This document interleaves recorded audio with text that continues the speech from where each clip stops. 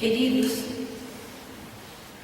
esta experiência de oração que estamos fazendo este final de semana é para que sejamos todos batizados no Espírito Santo.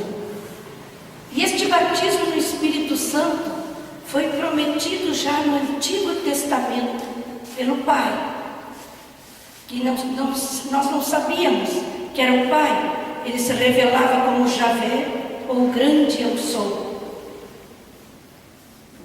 Mas no Novo Testamento, Jesus mesmo promete aos discípulos, e nós acompanhamos isto na Semana Santa, Páscoa e depois Pentecostes, quando Jesus dizia para eles: é preciso que eu vá, para que venha o Paráclito, o vosso advogado, o Espírito Santo, que convencerá todos os corações daquilo que eu falei, da verdade.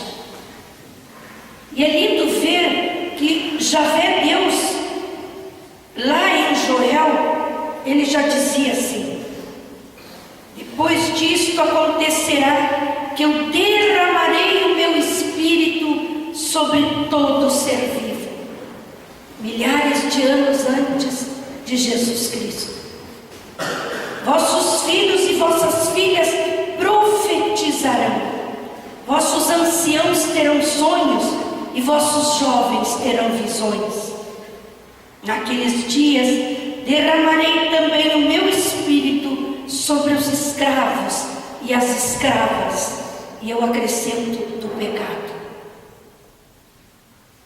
Renovação carismática católica, queridos, é a atualização do Pentecostes hoje. Em Jeremias também ele prometeu.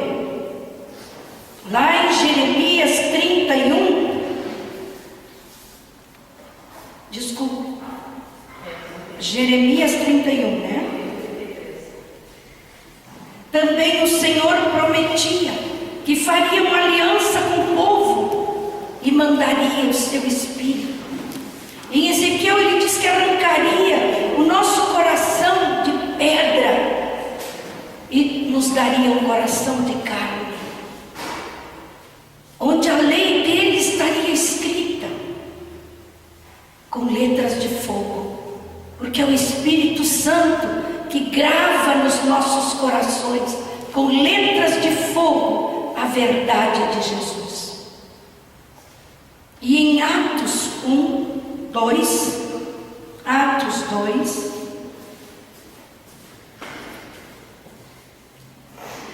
nós da renovação carismática sabemos quase de cor. Já passamos por alguns milhares também de seminários de vida no Espírito Santo. Em Atos 2, esta promessa do Pai, ela vem se cumprir. Porque, queridos, tudo que Deus promete, Deus cumpre. Como dizia Irene ontem, Ele vai cumprir. Quando? Ele que sabe. Como? Ele também é que sabe.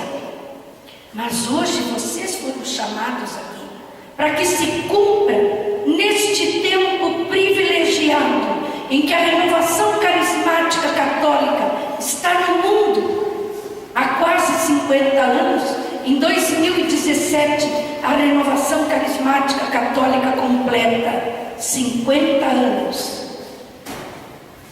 Esta promessa do Pai está se cumprindo, não só lá como em Atos 2, mas assim como em Atos 2, vai acontecer aqui conosco hoje. Diz assim: chegando o dia de Pentecostes, estavam todos reunidos no mesmo lugar. De repente, veio do céu um ruído como se soprasse um vento impetuoso e encheu toda a casa onde eles estavam sentados. Apareceu-lhes então uma espécie de línguas de fogo que se repartiram e repousaram sobre cada um deles. Ficaram todos cheios do Espírito Santo todos, e começaram a falar em outras línguas, conforme o Espírito Santo lhes concedia que falassem. E mais adiante vai dizer que eles falavam e pregavam, e cada um ouvia no seu próprio idioma, porque o Espírito Santo nos dá os carismas e os dons da oração também em línguas, que é só Deus que entende a nossa oração. E isto vai se cumprir hoje, aqui, nesta manhã. Porque Deus sempre cumpre o que promete. Mas, queridos, o que aconteceu? Esta experiência de Pentecostes dos apóstolos hoje é oferecida para nós, para cada um de vocês que está aqui neste momento. Para cada um de vocês. Por quê? Queridos, os apóstolos, logo que Jesus foi crucificado, eles ficaram com muito medo, porque eles acharam que também eles iam ser mortos em seguida de Jesus. Estavam naquele cenáculo tremendo de medo. Eles passaram 3 anos junto com Jesus, pregando por toda a Judéia, por toda a Galileia, Samaria, todos aqueles arredores. Mas ainda o coração deles não estava convencido.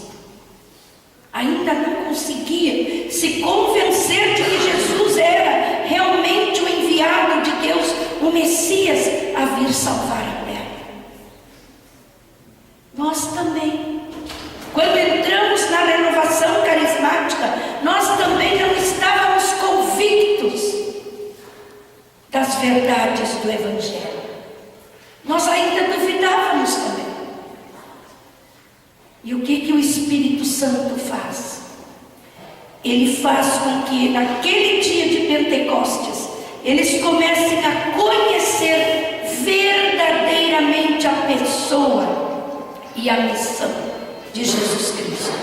De Jesus Cristo que veio nos salvar. Jesus transformou os corações daqueles homens. Pedro era violento. Quando foram prender Jesus no Horto das Oliveiras, Pedro sacou da espada e arrancou a orelha do soldado, que Jesus teve que colar depois. Queridos, Pedro era temperamental. Os irmãos Boanerges, como eram chamados, Tiago e João, queriam botar fogo na Samaria, porque não quiseram hospedar Jesus. E dizia: Jesus, vamos colocar fogo, manda fogo do céu e termina com essa cidade. Eles ainda não tinham entendido o amor de Jesus.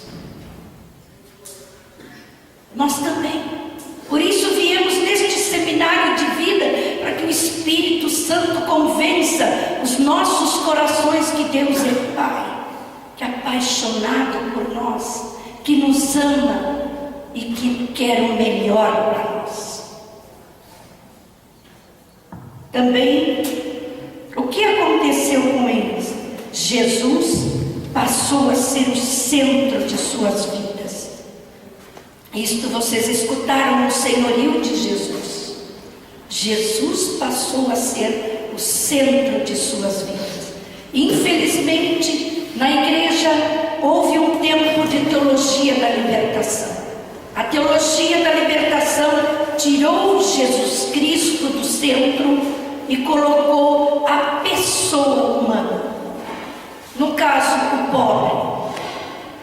Enquanto que a igreja tem sim uma preocupação preferencial pelo pobre, não exclusiva, preferencial. E quem tem que estar no centro de nossas vidas é Jesus Cristo. Não as nossas vontades, não os ídolos, não o dinheiro, não as casas, não os trabalhos. O centro da E recém depois do Pentecostes é que os apóstolos conseguiram entender isso. Jesus passou a ser o centro de suas vidas. Pedro recém foi entender por que Jesus lavou os pés dele. Pedro não queria que Jesus lavasse os seus pés. Por quê? De medo de servir os outros. Porque Jesus é do centro da nossa vida. Nós aprendemos a servir os outros, a lavarmos os pés uns dos outros. Começaram a testemunhar com palavras poderosas. E não é isso que se vê hoje na renovação carismática. Pessoas pregando e testemunhando com palavras poderosas. Mas porque o Espírito escreve e fala através da boca dos seus profetas hoje. Naquela manhã, Pedro tomou a palavra em nome da comunidade e em 5 minutos, em 3 minutos,